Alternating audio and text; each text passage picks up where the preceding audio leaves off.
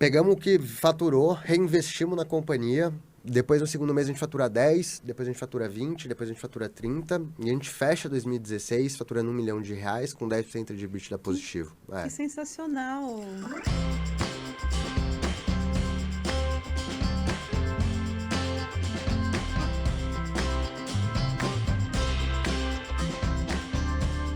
Vender para uma grande empresa é o sonho de muitos empresários. O empreendedor, quando ele cria o seu negócio, ele tem aquele sonho e ele pensa, nossa, já pensou se a Petrobras me contrata? Ou uma Vale, né? Ou uma outra grande empresa ali do seu nicho? É o sonho, não é? Bom, para a gente conversar um pouquinho sobre isso, eu estou trazendo uma pessoa super especial aqui hoje no nosso MKPE Entrevista. Mas antes de começar, né, se você não me conhece, eu sou Elaine Costa, eu sou CEO da Marketing para Especialistas, nós temos uma agência digital e também um estúdio de podcast, né? E hoje a gente vai ter essa conversa com um especialista, por quê? Porque ele fez na prática, ele aprendeu na prática como vender para grandes empresas. Isso foi fundamental para a empresa, no caso a startup, que ele fundou, ter o sucesso que tem hoje. Então, seja muito bem-vindo, Pedro Rosso. O Pedro Rosso, pessoal, ele é cofundador e CEO da Docket. A Docket é uma empresa que tem uma missão incrível de desburocratizar o Brasil. Né? É uma super missão, né? Mas um pouquinho que eles já fizeram, ele já vai fazer a diferença. E ele vai contar para a gente como é que é isso de começar a vender para grandes empresas. Seja muito bem-vindo, Pedro. Obrigado, Elaine. É um prazer estar aqui. Obrigado a todo mundo que está acompanhando a gente. Acho que contando um pouquinho de Docket, né, antes de tudo, a Docket surgiu em 2016 e justamente com essa missão que você colocou ali, né, é desburocratizar o Brasil.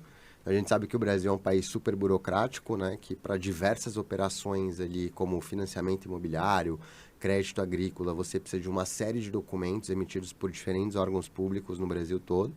E a Docket, ela vem desde 2016 ajudando a orquestrar toda a emissão desses documentos. E especialmente esse ano, a gente vem utilizando muita inteligência artificial para, além de emitir os documentos, já dar toda a interpretação desses documentos, que é algo que os times de grandes empresas, médias e grandes empresas, acabavam levando ali coisa de 10, 20 dias para fazer. Hoje a gente faz em questão de segundos. Então, por isso esse nosso propósito de desburocratizar o Brasil, é isso que a gente vem fazendo desde 2016. Um prazer estar aqui com vocês. Nossa, muito legal, né? O propósito de vocês, a solução de vocês é sensacional, porque realmente, para as grandes empresas, a quantidade de documento que a gente tem, né? O Brasil é muito burocrático, né? E uma ferramenta que faz a análise é sensacional, porque poupa muito tempo da empresa, né? É incrível. E assim, de onde que veio a ideia? Conta um pouquinho da sua jornada. Boa. E de onde que veio a ideia, enfim, aí sócios, a empresa, enfim. Muito bom. Eu costumo brincar que, diferentemente dos meus dois sócios, eu juntei ali uma ideia, mas nunca tinha... empreender nunca foi algo dentro dos meus pilares ali de vida. Eu sou uma pessoa que eu comecei a trabalhar muito cedo, então eu nunca fui bom aluno, eu costumo falar isso, assim, então nunca fui bem desde a escola. E aí eu comecei a trabalhar com 15 anos, como auxiliar administrativo. Depois disso, eu fui fazer uma faculdade de administração no interior de São Paulo, em Ribeirão Preto. Eu tenho família lá. E por que administração, né? Porque eu sempre gostei dessa questão do negócio, gerir empresa, né? Me lembro bem, com 16 anos, a primeira revista que eu assinei foi Exame. Então, eu juntei o dinheirinho. Eu lembro que era super caro assinar uma revista naquela época. E eu adorava ler, adorava ver como os CEOs dessas grandes companhias, né, como ficava imaginando como deveria ser, né, o dia a dia desses CEOs. Então, a administração foi algo que eu tinha em mente. Eu fui fazer administração no interior, e aí foi horrível, assim, catastrófico. Eu peguei, acho que todas as DPs que eu podia pegar, não gostei do curso. Voltei para São Paulo, prestei vestibular, passei em algumas faculdades, e aí decidi fazer comunicação social. Fui fazer comunicação social e ainda assim com essa questão da administração dentro de mim. Estando cursando ali administração, eu comecei a trabalhar em agências de publicidade. Eu trabalhei um bom período em agências de branding. E eu adorava, sempre gostei muito de trabalhar. Acho que por ter começado a trabalhar muito cedo, assim, o trabalho para mim sempre foi um meio, né, de... não só viabilizar questões financeiras, mas também de uma realização, assim, né? De construir alguma coisa, né? Você olhar um pouco para o legado que você está construindo.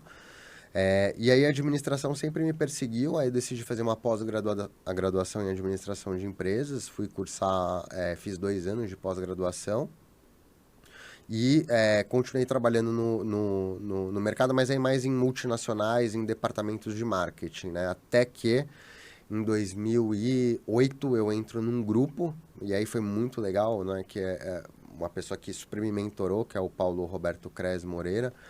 É um empresário brasileiro, né? Nascido em São Paulo, que tinha construído muitos negócios, assim, desde a parte de alimentos e bebidas, que é por onde eu comecei. Ele tinha uma rede de restaurantes super famosa em São Paulo. Era uma rede que chamava Grupo Egeu, então tinha o General Prime Burger, o KA, o Italy, o Gira-Rosto, o Jelly Bread. Ele chegou a ter várias unidades ali dessas operações aqui em São Paulo. E aí depois ele fundou uma startup e eu fui convidado a ser head de marketing, aí que eu tive meu contato com tecnologia. E até então não conhecia nada de tecnologia, né? Eu lembro bem que por estar trabalhando em restaurantes, eu estava vendo muito aquela onda que veio de compra coletiva, então conheci muito peixe urbano, tive muito Sim. contato na época, conheci muito os primórdios do iFood com o Disque Cookie, pelo pessoal que tinha fundado o Disque Cookie começando a virar o iFood. Também vi muito de perto ali as questões todas das reservas por aplicativos, né? Então, você reservava a mesa no restaurante por um aplicativo, depois teve uma consolidação desse mercado. E isso, né, começou a me chamar a atenção. Acho que a primeira grande onda assim, que eu vi foi essa questão mais relacionada a bebidas. Tive esse contato, fui trabalhar em startup. Essa startup que eu estava trabalhando foi lá que eu conheci o Rodrigo, e é um caso interessante. O Rodrigo... ele estava cuidando do time de tecnologia dessa startup, eu do time de marketing, e eu sempre tive empatia, assim, uma pessoa com uma feição super empática, né? O santo bateu, né? Bateu. E o Flávio, que é o terceiro cofundador da Docket, eu tinha conhecido ele no primeiro ano de comunicação, ele estudou o primeiro ano comigo, depois ele enveredou lá para o direito. Ele foi fazer direito, trabalhou muito tempo em construtora. E nessa época, ele estava saindo do mercado ali de construtoras e ele veio comigo para uma ideia e falou, olha, eu tenho uma visão de que, poxa, a gente precisa lançar um e-commerce para pegar a segunda via de certidão. Eu não entendia nada desse mercado, mas... e ele estava morando no litoral, ele subiu aqui para São Paulo para fazer uma mentoria, e daí eu falei, pô, fica lá em casa. Ele me mostrou um pouco da ideia, do escopo, né, do MVP, né, que naquela época a gente nem chamava assim. E eu sabia modelar um pouco, sabe, fazer um unit economics, um business plan, e eu falei, pô, esse negócio tem mercado.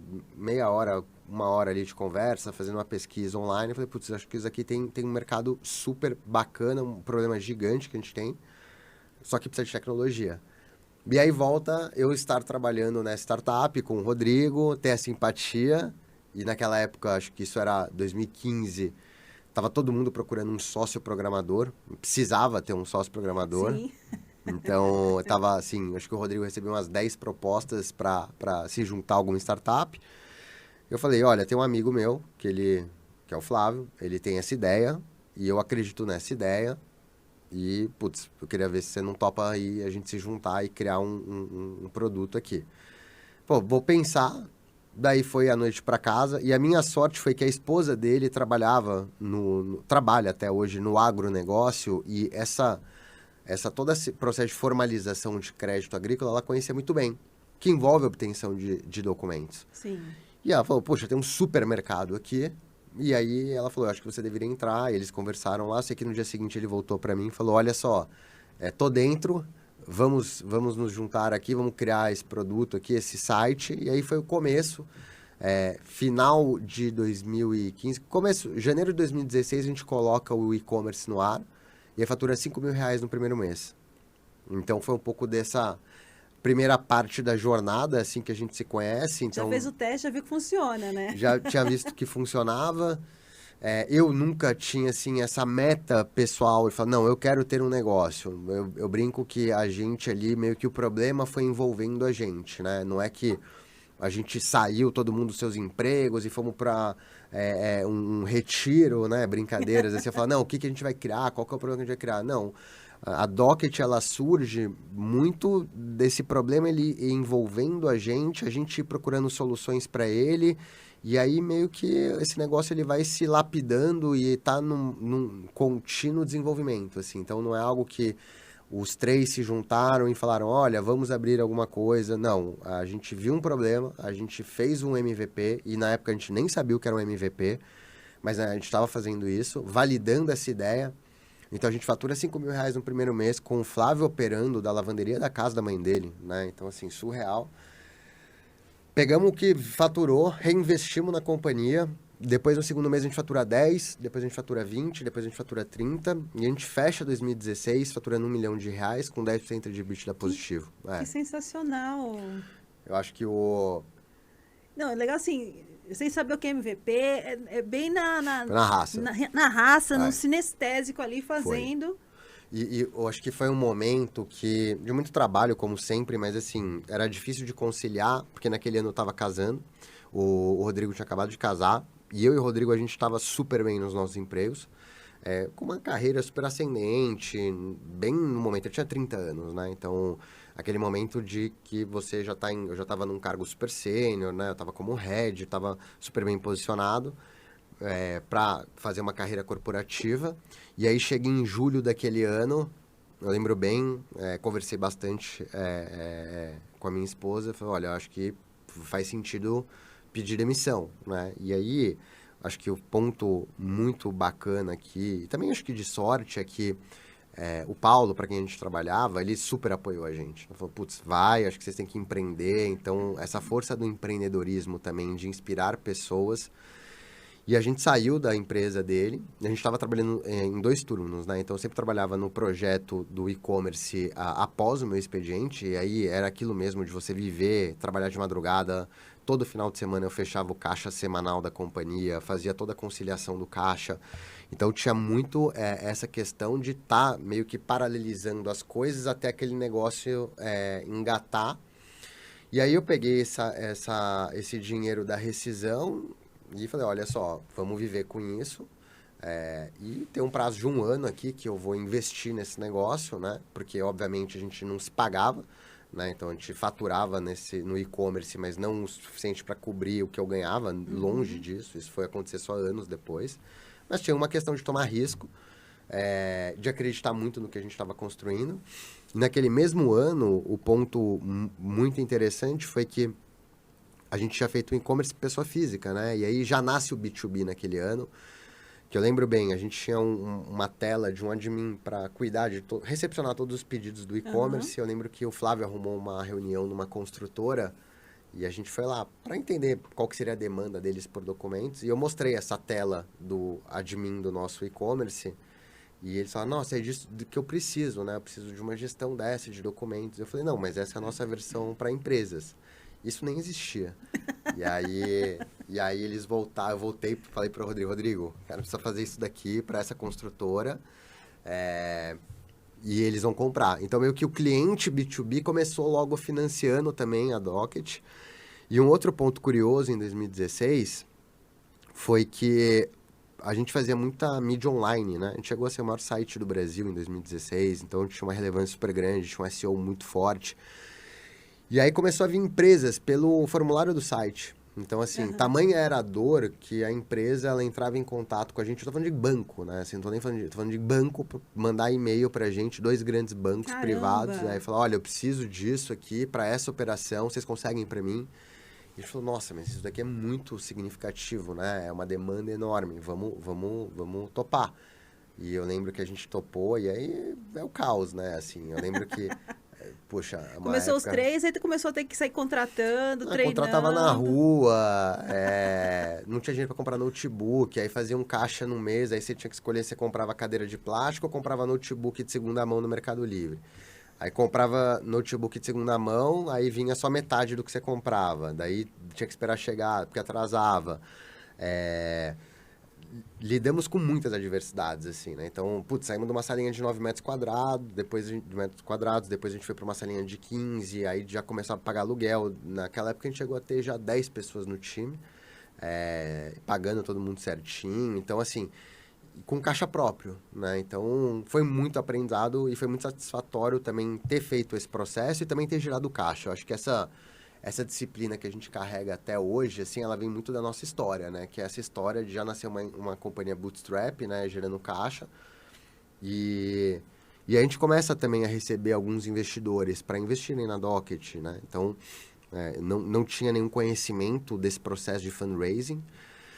E a gente começa a receber algumas ofertas de investidores anjos, né? Dispostos a colocarem dinheiro na companhia.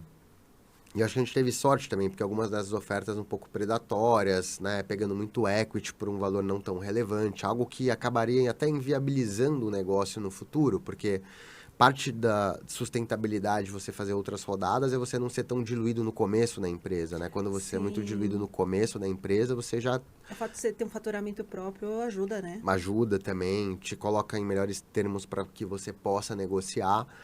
Então, acho que a gente teve esse ponto de sorte. Fechamos 2016 super bem, muito confiantes. E aí, começamos 2017, eu lembro bem, lá em janeiro, com alguns fundos de investimento super renomados querendo investir na companhia. Então, eu lembro bem que eu fui para uma dessas reuniões, despretensiosamente, em 2017, era janeiro de 2017. Estava falando com 2 fundos de investimento. Um deles era a Canary, né, que é nosso investidor. E eu lembro, foi uma reunião na sexta-feira, expliquei o que a gente estava fazendo, né? Montei um deck minimamente, porque eu não sabia o que era um deck. E aí saí de lá e colocaram um term sheet na mesa. E falaram, você tem até segunda-feira para responder. Aí eu falei, putz, que eu faço, né? E também tinham nossos advisors, anjos ali, que entraram, pedir ajuda, né? Então, tiver muito... esse networking ajudou muito. Então, a gente teve o Bruno Yoshimura, né? Que hoje fundou a OneVC, é um dos fundadores. O Alan, que era um dos fundadores do QCanto Delivery Direto, que vendeu para a Local Web. O Gabriel Senra, que tinha fundado e é fundador da Lint. Então, fomos conversar com eles. Olha, é mais ou menos isso. Os termos estão super favoráveis dentro do mercado. A gente não tinha um funil de fundraising estruturado, mas a gente entendeu que os termos eram super corretos e justos e a gente decidiu fazer essa rodada. Então, a Canary, depois dos nossos advisors, foi o que primeiro se juntou ali como nosso investidor, junto com outros investidores anjos também que entraram na companhia. O pessoal o Eduardo Campos, o Sérgio, o Fúrio da Acreditas, eles entraram todos ali no começo da Docket como investidores anjo. E aí entramos nesse jogo, né? Aí agora, né? VC backed, né? Recebemos investimento de VC. Aí começa toda a estruturação da companhia. Então a primeira coisa é flipar a empresa. Então você abre já em Delaware a companhia, né? Já vira um capital lá, já abre uma estrutura societária fora do Brasil. Já abre conta num banco lá dos Estados Unidos. Isso gerou um estresse danado, porque eu lembro bem, o salário caía no dia 20, atrasou para abrir a conta, daí atrasou para cair o dinheiro. Eu lembro que a gente rapou tudo que a gente tinha nas nossas contas para poder pagar o salário do pessoal. E aí, a gente falou, e agora? Se esse dinheiro não cair, a gente tá sem nada aqui. Mas no final o dinheiro caiu. E aí começamos essa jornada de ser investidos por fundo. Naquele mesmo ano, a gente começa algumas conversas ali com a Casec e outros fundos, né, de investimento. Então, a Casec é, acho que, um fundo para esse estágio mais renomado, né, que a gente tem hoje cobrindo o Latam. E vários aprendizados. Eu lembro que a gente, naquela época, tinha mudado para o Villa Lobos Office Park, que é um lugar que tinha várias startups, inclusive o iFood também estava lá no começo. E a gente marcou uma reunião com um dos sócios do fundo para irem lá visitar e conhecer a nossa estrutura. E a gente não tinha sala de reunião. E aí o Rodrigo virou e falou, você não acha que é legal a gente alugar a sala de reunião aqui do condomínio para fazer a reunião com o fundo? Eu lembro que era tipo, R$1.000. E eu falei, não, é muito caro, vamos fazer a reunião aqui, etc. Era uma casinha que não tinha sala de reunião. Bom, resumindo, chegou um dos sócios mais importantes ali da Casec, né, para fazer a reunião. E aí ele entra lá e fala, tá, e onde é que é a sala? Eu falei, puta, não tem sala. A gente fez a reunião com ele no jardim. Tava um calor que nem tá hoje. Hoje deve estar uns 35 graus aqui, né, com essa lua, esse sol azul, né. Meu, era isso, 2 horas da tarde, com o sócio da Casec, 35 graus, e eu mostrando o business plan para ele no computador. Eu falei, esse cara nunca vai investir na gente. O que eu tô fazendo ele passar porque eu não quis pegar uma sala de reunião, eu deveria ter escutado o meu sócio. Mas no final eles investiram na gente, o investidor aí também se juntou aí, pô, que a gente trabalha Ele é super bem. resiliente. Resiliente, acho que teve um baita de um processo ali da gente se conhecer, a gente ficou muitos meses ali, e estruturei minimamente um funil, né, que nessa época, quando você está captando investimento, é muito importante você estar falando com vários investidores, né, porque chega e no mesmo tempo. Então a gente fala que é um funil, igual tem um funil de vendas, tem um funil de captação. Porque cada fundo tem o seu processo, é muito importante você conhecer o processo de investimento de cada fundo, para você calcular mais ou menos quanto tempo cada fundo leva, para que quando você receba o primeiro term sheet, você esteja com todos esses investidores alinhados para que você tenha melhor poder de negociação. Então, a gente tenta equilibrar o funil. Não foi muito o caso dessa vez, né? Mas a gente tinha outros investidores analisando o business, então eu fiquei também de novo 2017, basicamente o ano em captação. A gente dobra de tamanho também. E aí fechamos 2017 com essas 2 rodadas, dobrando de tamanho. Mas foi muito rápido, né? Assim, você olhando, foi rápido o processo, né? Vocês já começaram Foi. faturando, né? E logo vocês já começaram a ter pessoas se interessando, né? E aí vêm os grandes fundos de investimento. E o desafio de crescer rápido, como é que é isso? Eu acho que foi rápido, mas a gente estava dobrando de tamanho todos os anos. Acho que o crescimento até então nunca tinha sido um desafio. Então a gente tinha muita atração de um problema muito grande com um time fundador muito complementar. Que é basicamente aquilo que você precisa ter para trazer bons investidores, né? Então você tem um time, você tem, né, sócios, né? Alguém que toca a parte mais administrativa, alguém que é o especialista do negócio, como o Flávio, e alguém de tecnologia, fechamos essa check nessa caixinha. Depois a gente olha para tamanho de mercado. Nossa, assim, burocracia no Brasil é um negócio super relevante que tem dor, assim. Eu brinco que o nosso desafio está mais em conseguir achar foco, porque você olha para o lado tem oportunidade. Não, tem... Exato. Quanto é lado. Não é algo que você tem um limitador tão grande de TAM. E eu estava com tração de vendas, né? Então, dobrando de tamanho todos os anos, super bem posicionado, tanto no B2B quanto no B2C. No B2B não com a máquina, né? Mas o B2C ali super relevante. Eu acho que o ponto foi tudo muito rápido. E isso leva, né, o que eu costumo falar, assim, a velocidade que você precisa se desenvolver, né? Então, isso é uma outra coisa que a gente fala muito, assim, é uma coisa que eu levo muito comigo, de sempre estar evoluindo, né? Porque a empresa, ela tá numa constante evolução, né? Quem empreender, né, no setor ainda, startup, tecnologia e nessa trilha de venture capital, ela exige que você se desenvolva também de uma forma muito rápida. Então, você tem que gostar muito de estar fora da sua zona de conforto, porque você está toda hora olhando para o próximo degrau, para o próximo passo, né, não deixando os pratinhos caírem aqui desse lado e, ao mesmo tempo, paralelizando a forma como eu vou entregar, né, o próximo ano, o próximo semestre, já numa visão de médio e longo prazo, e trazendo todos os soft skills necessários para, né, a minha cadeira à medida que esse próximo passo ele vai chegando. Então, 9.000 RPMs, né? Literalmente você tá trocando a turbina do avião com ele voando, a expressão ficou conhecida. Então, 2017, a gente dobra de tamanho, faz a captação, e aí vem 2018. E aí foi um ano super duro, um ano super difícil, 2018. Eu lembro bem.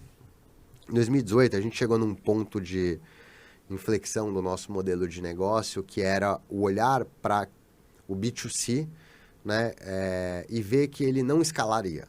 Então, o B2C ele não escalaria, né? É um modelo de negócio que ele deixou de ser tão sexy, né? Ele é muito capital intensivo, então você faz muitas vezes assim, mídia paga para trazer o cliente, aí você acaba tendo um CAC mais elevado, se entra muito concorrente e disputa esse CAC com você, você perde a mão ali no teus unit economics. E o B2B, a gente foi vendo que dava para ter uma consistência maior, né? Você faz um lifetime velho muito melhor, o cliente ele fica muito tempo com você, então a gente basicamente sem churn, né? Então começava com a operação, aí essa operação ia ganhando tração, o cliente continuava utilizando a Docket. O volume também muda, né? Porque quando é B2C, você tem que ter um volume maior. Isso. E quando é B2B, você consegue ter menos contratos e mesmo assim você consegue ter o mesmo faturamento ou maior. Exato. E a gente, né, não sabia, mas a gente se especializou muito em grandes contas, né? Então a venda enterprise é uma coisa que a gente ficou muito bom hoje.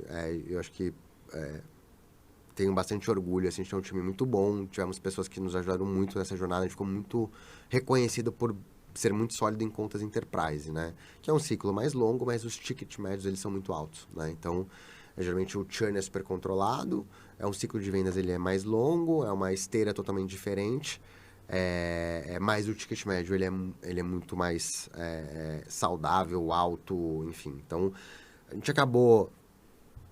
Eu costumo dizer que, assim, eu caí nessa área, e aí contando um pouquinho de novo do meu passado. Meu pai trabalhou com vendas muito tempo, e eu tinha meio que pânico a vendas, assim. Você tinha uma das coisas que eu tinha listado que eu não queria fazer era ser vendedor. E hoje eu me considero vendedor, né? Então, por quê? Porque meu pai, ele era o perfil de comercial mais da antiga, que vende o almoço para pagar o jantar, né? Então, tava sempre, né, em busca ali daquela venda no mês seguinte. E acho que a área de vendas, ela foi tendo uma sofisticação, assim, ao longo do tempo também, que eu fico impressionado e até hoje estudo muito e eu fico... eu olho mais para a vendas como uma parte mais de ciência, apesar de que tem uma questão de humanas ali, mas que você olha muito mais para uma parte numérica, né, no processo comercial. E aí eu lembro bem que a gente chegou lá em 2018, levou, né, para os nossos investidores e a gente começou a ser muito provocado e também estava vendo essa questão de rodar com duas operações B2C e B2B. A gente chegou a rodar 1 ano e meio com operações simultâneas de e-commerce e venda B2B. É um negócio super desgastante. E a gente falou, não, precisamos escolher um modelo. A gente escolheu um modelo B2B e falou, putz, a gente vai... É nisso que a gente acredita e vamos nisso até o final. Tudo bem. Então, para modelo B2B, o que a gente vai fazer com o e-commerce? Não, vamos desligar o e-commerce. Se eu lembro, era julho. Não, tinha começado a falar disso no final de 2017, mas aí em julho de 2018 que a gente decide desligar o e-commerce. Para você ter ideia, o e-commerce representava 80% da nossa receita. E eu costumo falar que você desativar uma operação de e-commerce, ela é relativamente fácil. Você para de vender à medida que você corta no nosso caso, era cortar o AdWords. Então, eu tirei a verba de mídia. Tinha alguma coisa que vinha orgânico, mas era 10%. Caiu 90% da demanda de solicitações. E aí, chegou em agosto, a receita tinha caído 80%. Isso foi, a gente desligou, sabe, em junho, julho, em agosto a receita já não estava refletindo o período que a gente deixou de vender ali pelo corte. Deu um frio na barriga. Porque o plano de vocês era começar a prospectar o B2B. Era, mas a gente não sabia nada, né? Assim, esse que foi o grande ponto. O plano foi assim, precisamos tomar uma decisão de modelo de negócio, optamos pelo B2B. Aí eu lembro bem, né? Eu falei, putz, quem é que vai tocar vendas? E eu tinha essa história do meu pai, etc. Pô, Rodrigo não pode ser porque alguém tem que cuidar de tecnologia. Então, ou o Flávio ou eu. A gente tava voltando do almoço, a gente tirou no palitinho. Sem brincadeira, tirando no palitinho. Aí, foi lá, eu que ia ficar com vendas. Aí eu falei, nossa... Primeiro vem aquele ciclo, né, de raiva, negação, né? Você fala, meu, eu não sei fazer isso, eu não gosto disso, tal. E engraçado ter acontecido isso naquele ano, porque em 2018 a gente passou por 2 programas de aceleração. Se eu não me engano, a gente passou pelo Google Launchpad, foi 2017 ou 2018. Então, foi o primeiro programa do Launchpad do Google no Brasil. A gente foi startup selecionado. E é um programa que ele te dá uma rede de mentorias muito forte. E a gente participou do programa, acho que de Scale Up da Endeavor. Nossa, muito legal. Então eu tava com um networking muito bom, assim. E aí eu olhei, pô, tá. E eu sou uma pessoa muito pragmática, assim, sabe, Elaine? Eu sou zero procrastinador, eu sou muito metódico, eu sou um cara super pragmático. Então, se é pra fazer, vamos fazer, né? Então, pô, não acho que tenha coisas... Acho que tem outras coisas que são muito difíceis na vida. Eu acho que aprender processo comercial com tudo que tem de conteúdo é uma questão de dedicação, esforço, consistência, disciplina. Então, Você tem perfil analista, né? eu sou muito processual, prático, pragmático, né? Analista executor? Analista executor também. Hoje mais delegando, mas assim, eu sei como as coisas funcionam e eu gosto de saber como as coisas funcionam, entendeu? Eu me interesso muito pelo processo. Então, e eu gosto de entender taticamente como você faz, porque tem muita gente que dá de uma forma muito genérica, né? Então, vendas, monta tua esteira de outbound. Eu sou muito assim também. Tem uns cursos que eu vejo assim, pessoal, vamos aprender a fazer. Aí você vai estudar aquilo. Aí você fica, tá, mas na prática, como é que faz? O passo a passo aí, né? Exato. Porque não tem fórmulas prontas, né? E aonde eu acho que você tem o maior gap é na execução. E a execução é o tático, né? Vou falar pra você, pô, é fácil montar faz uma esteira de B2B Outbound Enterprise, métrica de conversão final de funil de 15%. Tá bom, mas e o meio? Onde é que dá o problema? Né? Quantas vezes faz roleplay com o teu time? Como é que tá a agenda semanal com o teu time comercial? Como é que você faz um roadmap to close? Como é que é teu spin selling na hora que você está fazendo uma venda para um banco, o maior banco do Brasil? Né? Então, assim, taticamente, eu gosto de entender isso. Então, eu sou mais para esse lado, né? Analítico. E tem um quê também, acho que mais de gestão e cultura, que eu trago também, né? De trazer todo mundo para jogar junto e perto, né? Então, construção sempre é em conjunto, né? Ninguém faz nada sozinho. Então, você precisa das pessoas também engajadas e você ir ali tirando os obstáculos. Mas eu fui tocar vendas e fui estudar. E aí, dito isso, os programas que a gente tinha participado na época, eles abriram uma possibilidade de networking muito bacana. Então, eu lembro bem que eu pedi muita ajuda, né? Então, com quem que eu posso falar sobre vendas B2B? Pô, vamos falar com o Eric da Resultados Digitais. Aí o Eric me indicou o cara de vendas dele. Pô, vou fazer benchmark. Vamos falar com o César da Gympass. Pô, então vamos falar com o César da Gympass, falar com o pessoal da Gympass, porque o Gympass estava super arrebentando em vendas B2B. Pô, vamos falar com o Diego da Rock Content. O Diego foi lá, abriu a Rock Content, colocou o time inteiro pra gente conversar. E a gente fez muito benchmark com esse pessoal do time lá da Rock. Vamos falar com o Felipe da Zup, né? Que tava fazendo a Zup depois, né, o Itaú comprou. Então, baita case também de venda B2B Enterprise, falar com o Felipe. Então, fui pedindo ajuda para quem era referência na área de vendas B2B.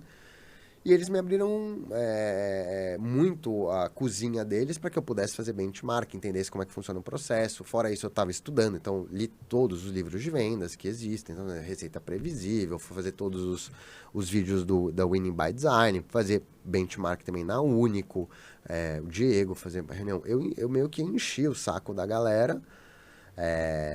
Se eu olhar para quanta gente que eu fui falar, seja que eu falei com muita gente... Foi muito legal também, porque o melhor jeito de você ter essa troca é entendendo onde estão os erros. E de empreendedor para empreendedor, todo mundo abre a cozinha. Deu problema aqui não funcionou. E é uma boa prática que eu trago para a Docket também, sabe? Então, até outro dia tinha um amigo que, ele tinha um dos fundadores de uma startup grande até, tá abrindo um outro negócio. Ele falou, como é que tá o processo? Eu falei, cara, senta aqui, fala com o time, abre a cozinha, cria bench, né? Essa troca, ela é muito enriquecedora. Então, eu fui tratar de fazer isso.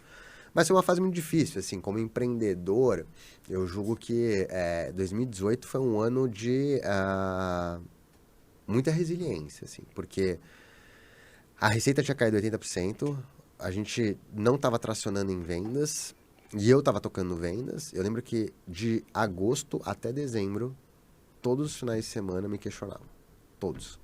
Não teve um, assim, eu lembro bem, assim, tava na sacada, assim, no final de semana, e eu falava, cara, o que eu tô fazendo?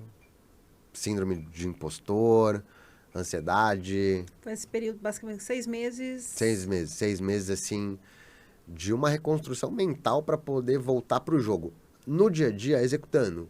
Mas quando chegava final de semana, era uma bad vibe, assim, difícil. Porque você estava plantando, mas não estava não brotando estava vindo, ainda, a venda né? demorava, aí você começa a se questionar, daí você não sabe quando começa a vir, aí você se sente culpado. Aí, pô, são pessoas, que estão trabalhando com você e você, não tá, a gente não tá conseguindo sair. Eu lembro, assim, de boards que a gente teve, assim, e fala, putz, cara, que horrível esse resultado que a gente tá entregando, né? Que, pô, a gente sabe fazer mais, né? Então, foi um processo, assim, de muita resiliência mental, assim. Acho que naquela época, talvez, se não tivesse tido ajuda, cara, minha esposa, dos meus sócios, era uma época que fala assim, poxa, acho que não faz mais sentido pra mim, assim. Mas, eu acho que aqui é um importante não desistir, né? Tudo é muito cíclico, né? Empreender ainda é uma montanha-russa. Então, eu costumo falar que, óbvio que você tem uma conta matemática de caixa, né? E quanto que aquela queima ela é sustentável, mas enquanto eu não chegasse em um nível de segurança, eu não ia parar de tentar.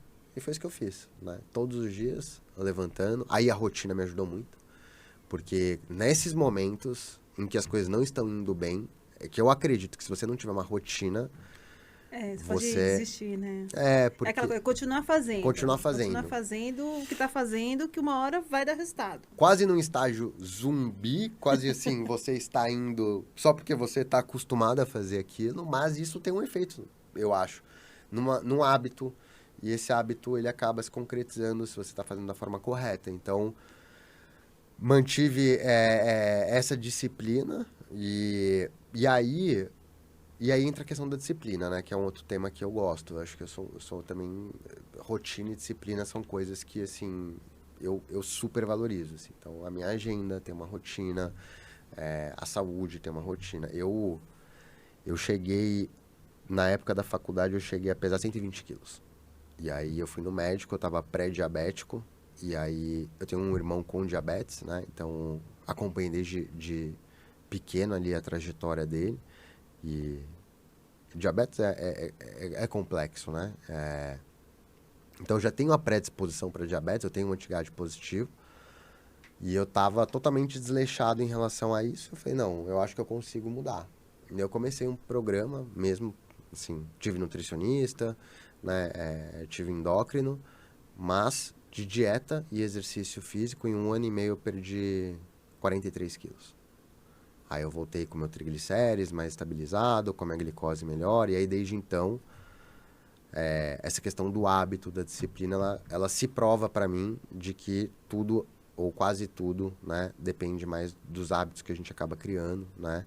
Então, eu sempre, por ter passado por essa experiência, eu falava, não, se eu estudar, se eu me dedicar, teoricamente eu consigo começar esse processo de vendas aqui, eu começo a performar melhor em vendas. Então, eu já tinha tido um pouco dessa experiência pessoal e que eu acabo carregando, assim, no meu DNA e mantive o foco, continuei vendendo, continuei prospectando, continuei montei um timezinho super básico de vendas, então contratei 2 SDRs, fazer uma prospecção, então eu escrevi o playbook, eu tinha contratado um cara muito bom, então ele playbookou tudo pra mim, que eu nem sabia do jeito que era pitch, daí eu comecei a estudar, daí eu fui estudar spin selling, bunch, tudo que é sigla de vendas, e aí em janeiro de 2019 a gente começou a ganhar uma atração legal em vendas, assim, começou a converter os contratos, um ciclo de 6 meses, né, venda enterprise. Empresas grandes, o ciclo é maior, ainda mais quando você já está no segundo semestre, eles já estão pensando no budget do outro ano, né?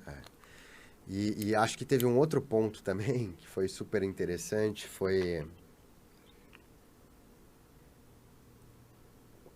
Em 2018, a gente tinha recebido investimento da Casec em 2017, né? Em 2018, a Casec, ela...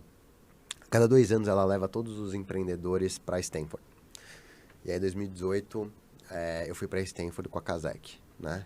Então, eles fazem um programa de 1 semana, que é um MBA reduzido, um networking super bacana. Então, os fundadores do Nubank, do Quinto Andar, da Kavak, LiveUp. Então, assim, pô, só empreendedor, né, do fundo ali da Casec, dos investidos, né?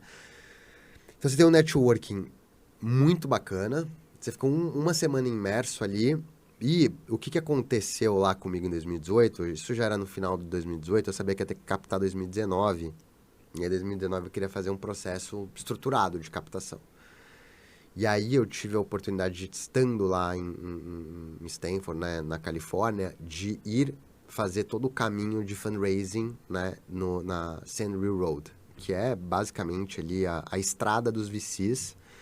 Então eu fui fazer reunião no Founders Fund, com o fundo do Peter Thiel. Então, ir lá e fazer a reunião com o Scott lá no Founders Fund, ter reunião com a Bessemer, ter reunião com a Ribbit, com DST. Então, fazer todo esse processo mesmo de o que é pegar a mochilinha com o notebook, de café em café, falar com os maiores VCs dos Estados Unidos, e escutar não de todos, mas...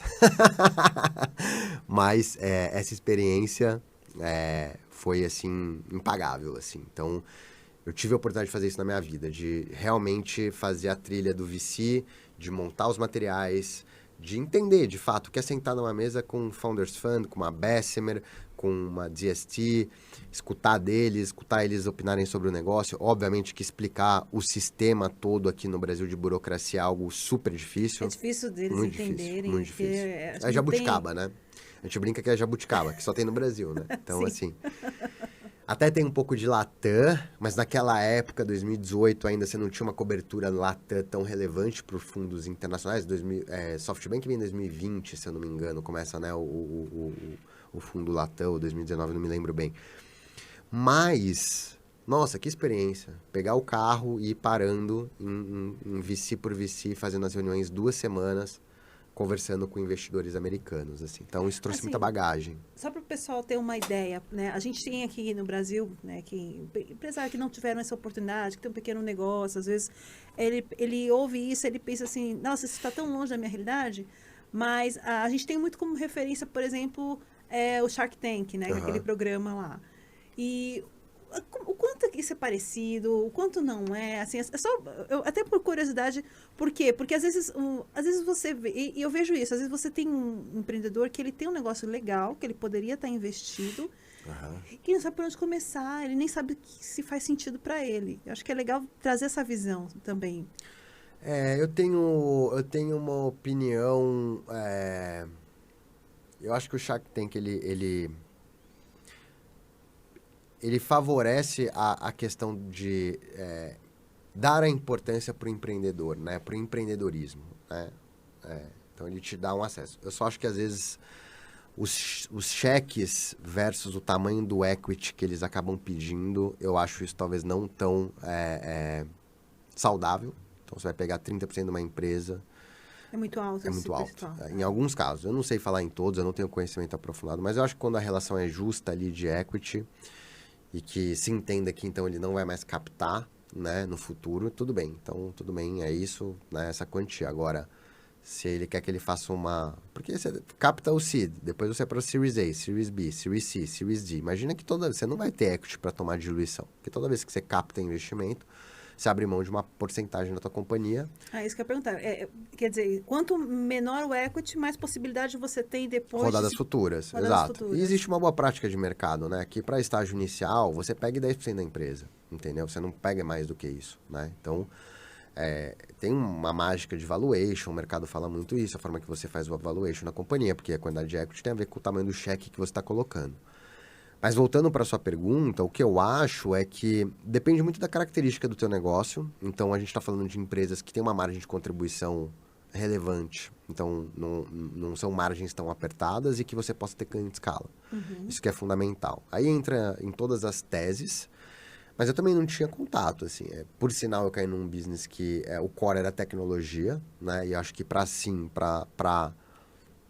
esses negócios que você tem como core a tecnologia, aí depende muito das tuas escolhas, assim, né? Eu quero captar porque é um negócio de capital intensivo, que eu vou precisar colocar muito dinheiro para crescer rápido em 3 anos, ou não, você pode fazer um business, que é um business que ele vai crescer 10, 15% ao ano, e tudo bem, vai gerar caixa, entendeu? E talvez você demore ou não, né, 10 anos. A grande questão talvez o que é muito esperado de startups, além desses 2 fatores, é que você cresça muito rápido. Então, porque o investidor de venture capital, ele tem uma janela de 10 anos, né, de de desinvestimento. Então, em até 10 anos ele deveria ter retornado o valor que ele investiu.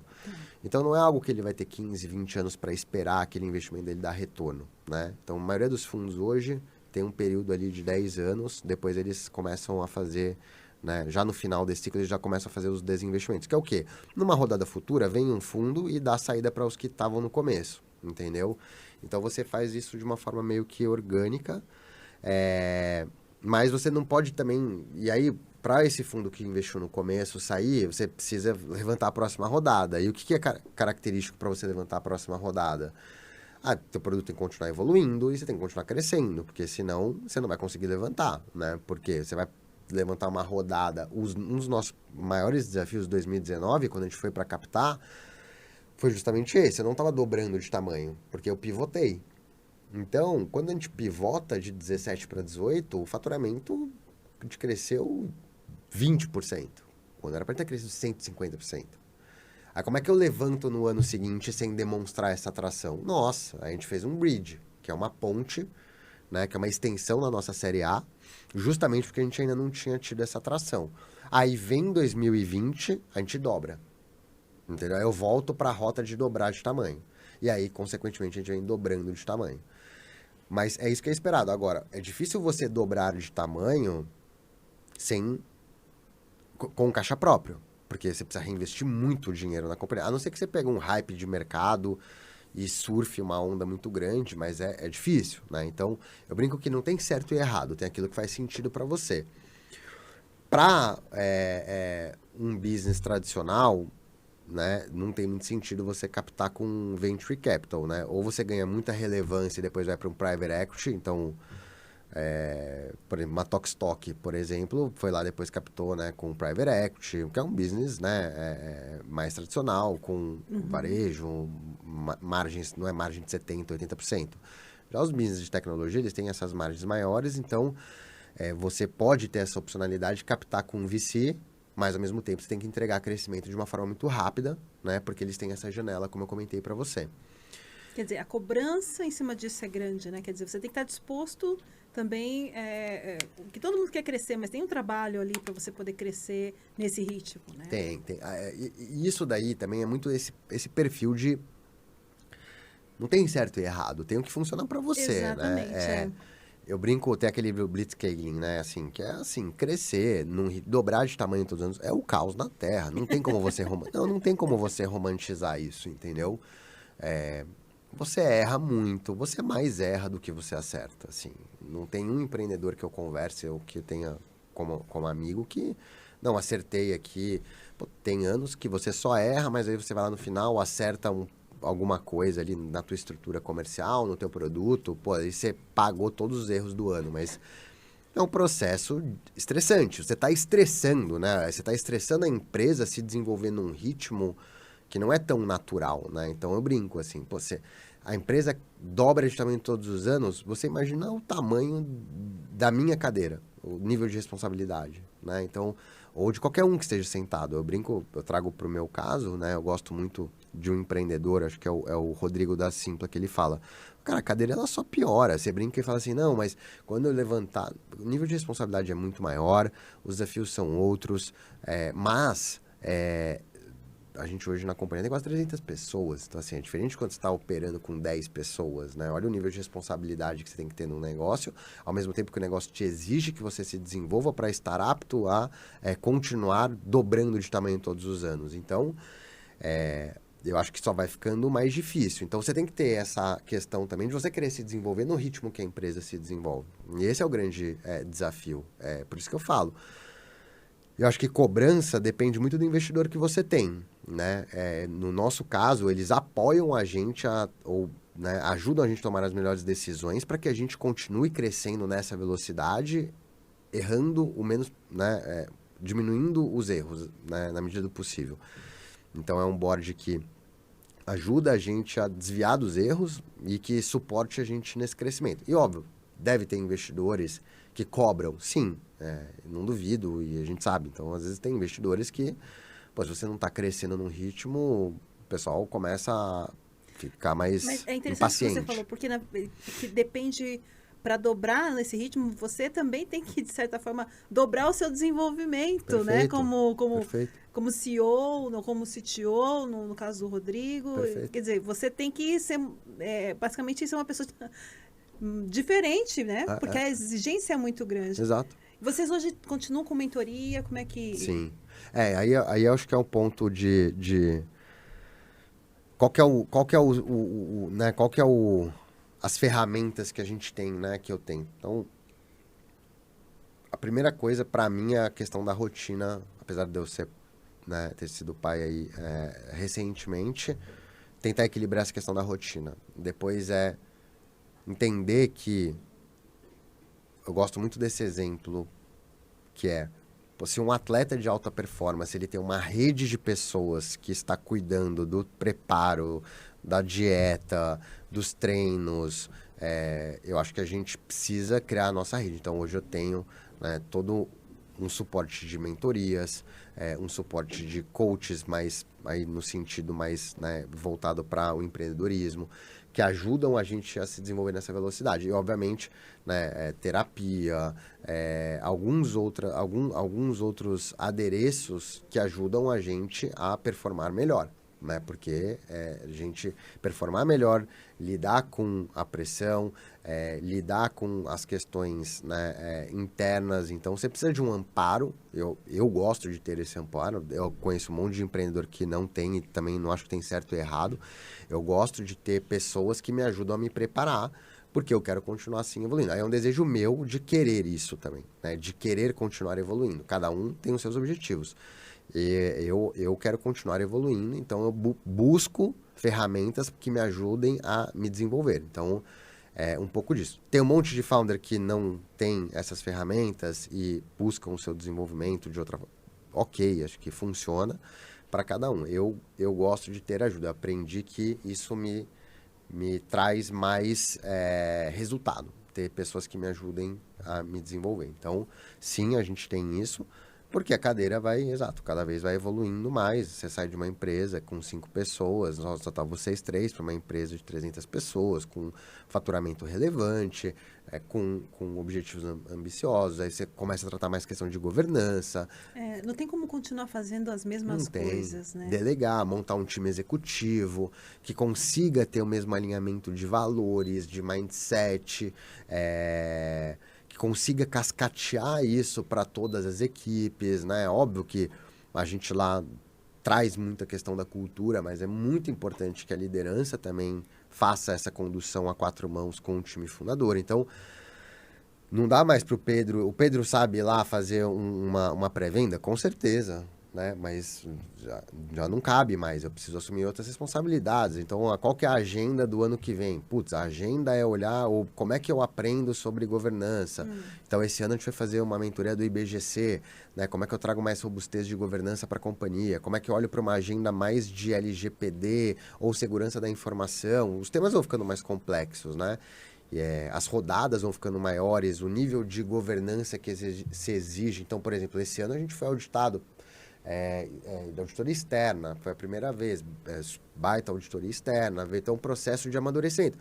Por quê? Porque antes não precisava, a empresa tinha os seus próprios controles financeiros, nunca deu problema, etc. Mas agora tem um tamanho de empresa, fez uma rodada, a gente captou 110 milhões no final de 2022. Então, assim, é uma rodada relevante. Você passa a ter mais governança, tem que ter auditoria. A gente tem FIPS que investiram na gente. Então, isso vai trazendo outras conversas para a mesa que não dá mais para você ficar... E aí, por isso, é muito importante, que é ponto-chave, que é a formação, construção de time. E time é cultura, né? Então, como é que você alinha todo mundo ali, né? Primeiro, trazer as pessoas corretas e depois garante alinhamento para que a gente, pelo menos, respire dos mesmos valores. Isso que você falou do alinhamento, eu achei legal que você comentou, que você montou o book, sem necessariamente saber, mas é o playbook na parte comercial. E isso que você falou, eu acho que é super importante, assim, falar um pouquinho mais sobre isso. Por quê? Porque, dependendo do tamanho da empresa, geralmente, você tem muitos empreendedores que eles são comercial. Né? Eles começaram como comercial, eles não são tanto a parte técnica e tal. E aí ele tem dificuldade de sair do comercial e aí às vezes isso prejudica o próprio crescimento da empresa. Sim. Porque ele não consegue assim, olha, chegou num ponto que eu preciso sair do comercial e eu Perfeito. preciso ir fazer outra coisa. Então, fala um pouquinho disso, como é que foi esse seu processo de você perceber a necessidade e como que foi criar isso e como que isso mudou o seu jogo para, assim, no caso de treinar a equipe, você começar a perceber que estava começando a funcionar sem você. Perfeito. Eu gosto muito de testar as coisas para ver se elas funcionam. Então, é meio, não sei, engraçado o que eu vou falar, mas eu gosto de coisas que funcionem. Acho que todo mundo gosta, mas eu não sei. Eu gosto de validar que as coisas funcionam, né? Então, para mim, vendas foi isso. Eu sempre soube que a criação do playbook era o que ia garantir a escalabilidade da companhia, para qualquer área. Então, minimamente, você está montando uma startup, você sabe que cada estágio por qual você passa, você precisa deixar aquele processo estabelecido para que outra pessoa venha, sente na cadeira e saiba o modus operandi daquele processo e aquilo tenha ganho de escala. Escadinha, né? Exato. E aí com vendas não foi diferente. Acho que a diferença foi que eu escrevi os playbooks, até hoje o playbook que é base do playbook que eu utilizo foi o playbook que eu escrevi. Tive influência um pouco da... Porque sabe o que acontece, Eleni? Na minha visão, a experiência é o seguinte, você pode ter o melhor produto do mundo, mas se você não estiver vendendo, não adianta. Então, a venda, você dominar o processo comercial, para mim, ela tá no cerne de qualquer equação, assim. Então, porque eu vivenciei isso? A gente tinha um produto excelente. E quando a gente pivotou em 2018, se você não tem um bom marketing, se você não comunica e não faz um processo comercial estruturado, ninguém vai saber do seu produto. Ou não vai entender, né? Ou não vai entender o que você faz, se aquilo não é para ele, não fica claro, né?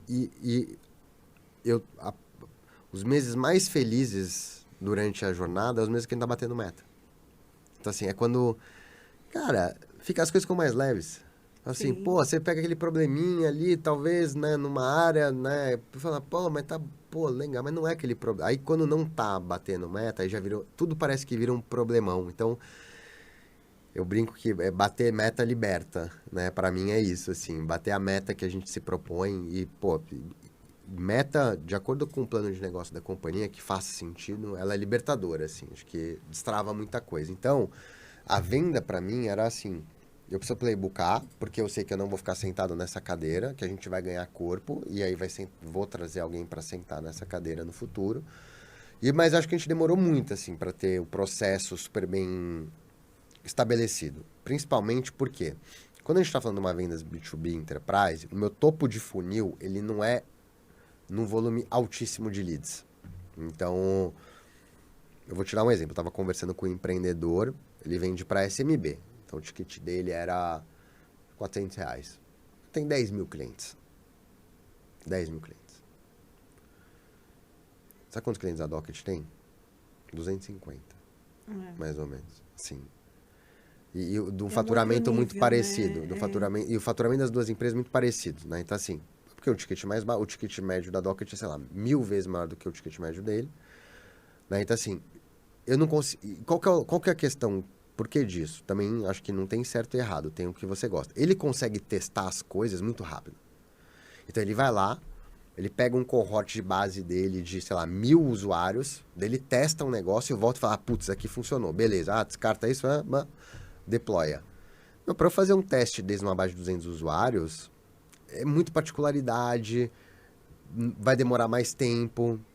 Que B2B é muito isso, né? Você vai entregar uma solução mais customizada para eles. O né? Enterprise, eu não customizo, a gente não customiza, Não, mas ele, tá. mas ele é uma venda, ela é uma venda mais de relacionamento, né? Sim, Ela é uma venda de relacionamento.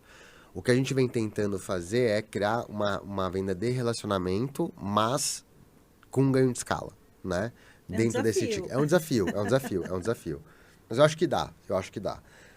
Agora, essa questão que eu tô te falando é por quê? Porque quando a gente foi playbooker, como é que eu playbooko algo que eu tenho muito pouco testes supervisionado ou testes de controle, né? Porque você vai vender para um banco, tem toda aquela particularidade daquele banco. Você vai vender para uma empresa de agro, tem. Como é que eu crio um playbook universal disso? Então demorou um pouco mais de tempo, porque a gente teve que consolidar as intersecções que haviam em comum.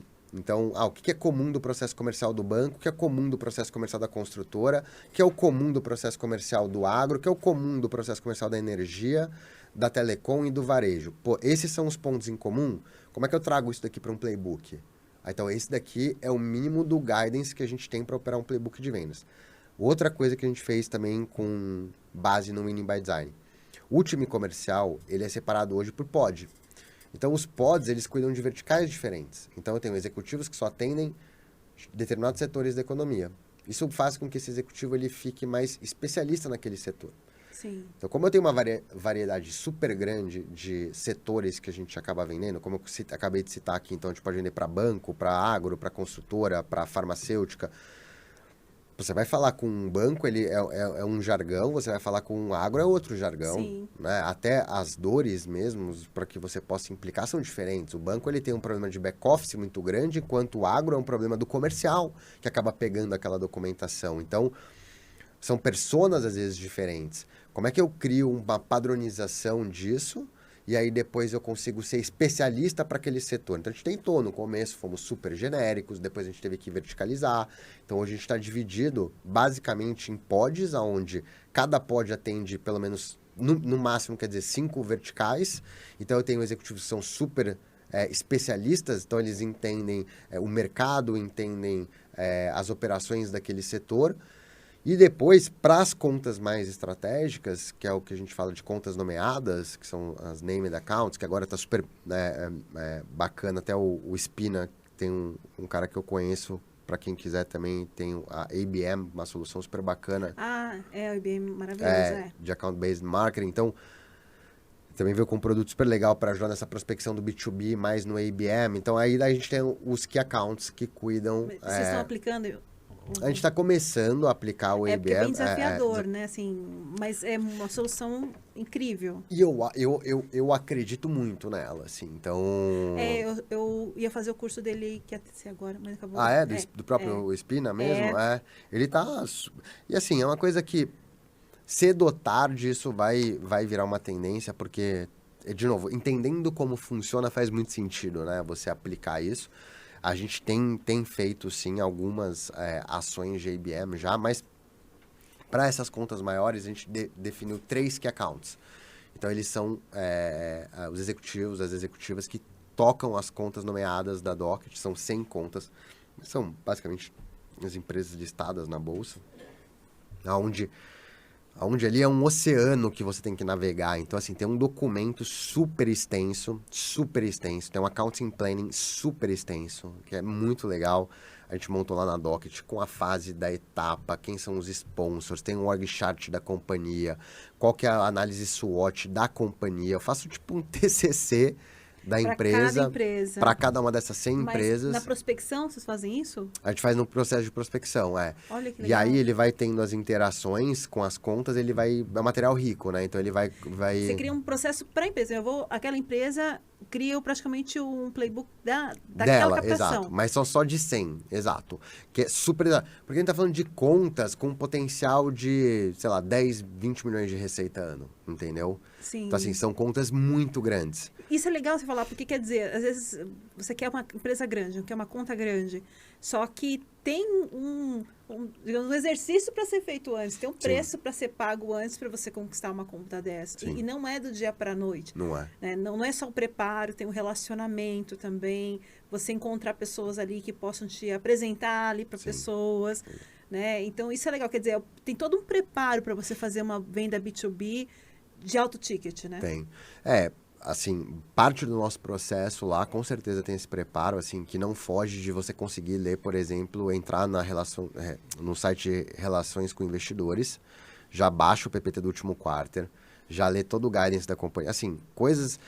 50% já vai estar no online, entendeu? Que é você conseguir ler um bom balanço, entender a apresentação de resultados do último quarter, aí você vê como é que está a trajetória da ação na bolsa, tudo isso entra para o material rico. Você pesquisar as pessoas no LinkedIn, então a gente usa muito Sales Navigator, faz todo o org chart da companhia, pega todas essas pessoas que estão lá, entende quem é influenciador, quem é decisor, quem vai ser sponsor dentro dessa área com qual você vai falar. E aí você começa, de fato, o trabalho de prospecção, relacionamento com essa conta. E aí, mesmo que você comece, o momento de compra, ele leva muito mais tempo do que o normal, né? Então, Você vai... É um material que você deixa aberto, então, putz, hoje eu falei com a área tal, então eu vou lá colocar informações dessa área. Quem que é o sponsor, quem que assina, tá dentro, quando que fecha o ano fiscal dessa companhia, como que é o processo que a gente chama de roadmap to close, mas como que é o processo de fechamento dessa conta? Putz, passa em comitê de segurança da informação. Banco, não existe num banco. Eu tenho um time lá que só... É um time de SI, mas assim, metade do tempo deles é assessment de cliente, principalmente banco grande, assim, o que vem, eu lembro bem disso, assim, a gente não sabia, em 2016 a gente começou a vender para um banco, e eu lembro bem que eu tive que fazer CIPA, em 2016, e ter ponto. E aí era um negócio muito louco, assim, porque as pessoas falam, não, mas é startup, mas tem ponto? Eu falei, cara, a gente só vende para banco aqui, se não tiver... É empresa tradicional, né? Você vai. E eles Eu pedem falei tudo inicialmente da isso, né? Petrobras. Qualquer pessoa para vir para a Petrobras, a quantidade de documento É que você isso, tem que entregar. é isso. Essas coisas são básicas, não importa se é startup. Mas Tem não que importa. atender Tem que requisito e atender acabou. Alvará, AVCB, Tudo. CIPA. Meu, você quer vender para conta? Meu, a gente teve que mudar os servidores para baseados no Brasil, porque não podia para Sim, cumprir LGPD. CVM, LGPD. Agora LGPD tem que ser servidor no Brasil. Então, a gente desde 2016, porque os bancos já pediam isso. Quer dizer, então é anterior a isso. Anterior, né? super anterior. Porque tem a ver com o compliance Aí tem a ver com o deles. compliance deles. Então, assim, isso daí foi um baita de uma aprendizagem. Mas, assim, faz com que você entenda que o processo comercial ele não vai ser um processo simplificado. Então, tem isso. Poxa, como é que eu melhoro o meu pipeline? Como que a gente faz lá? A gente paraleliza. Então, eu tenho as contas que eu consigo ter um ciclo mais dentro ali dos 5, 6 meses. E tem as contas grandes que eu sei que eu vou passar por todo esse processo. Que é isso, né? Então, e o que o executivo que está tocando essas contas ele tem que fazer? Ele tem que garantir que ele conhece esse processo. Porque não pode ele colocar uma conta dessa no forecast da companhia e aí chegar lá no meio do caminho e falar assim, mas agora vai levar mais 2 meses que o time de jurídico e de compras demoram 60 dias para analisar. Você furou o pipe da empresa de um valor super relevante. E aí, furar forecast é uma coisa que não dá, né? Então, você tem que minimamente ter uma boa aderência ao forecast, né? Porque é a projeção de vendas da companhia. Então, foram coisas que a gente foi aprendendo, playbookando e tem as suas particularidades. Aqui alguns exemplos só, mas dentro do mundo enterprise não adianta. O que eu gosto de falar para as pessoas eu adoro vender na Enterprise. Você olha o Net Dollar Retention da Docket, que é a retenção de dólar, né? São os melhores níveis, assim, a gente passa de 150% de retenção de receita.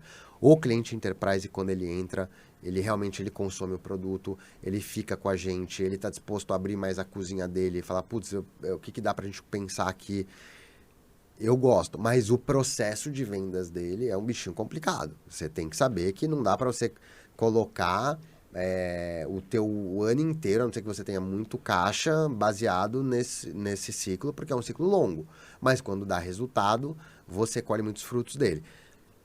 Tem um case muito legal. Então, assim, resumindo, a gente paraleliza. Então, eu tenho as contas maiores, que elas seguem esse fluxo paralelizando, e tem as contas que eu estou fechando no mensal, que ainda assim é um enterprise, é um middle, mas não essas contas pesadas, né? Então, assim, grandes empresas. Eu posso falar aqui até pela questão ali de termos de imagem que a gente tem com alguns desses clientes. Então, por exemplo, a Drogaria São Paulo, uma Urba da MRV, a consultora Tenda, a Suzano. Você vai vender para a Suzano, é um processo complexo, super robusta, né?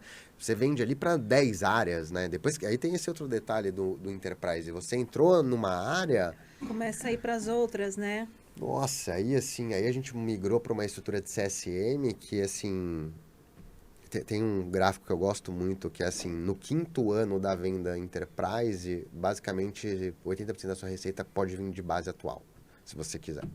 De tão grande que é a expansão que dá para ser feita dentro dessas contas. Né? É óbvio que a gente não quer isso, porque aumenta a concentração da receita. Aí o risco também é muito aumenta, alto, né? exato. Mas você vê assim, o potencial, por quê? Porque tem muito problema, tem muita demanda, tem muito potencial. Então, o mundo Enterprise, para mim, ele tem essa beleza. E ele para mim, é um cliente que parece que, né, no nosso caso, acho que o produto tem uma aderência muito grande. Então, assim, é muito difícil esse cliente sair. Então, ele vira um parceiro de jornada mesmo, sabe? Então, é diferente um pouco. A gente tinha um produto lá que a gente trabalhava mais no middle SMB.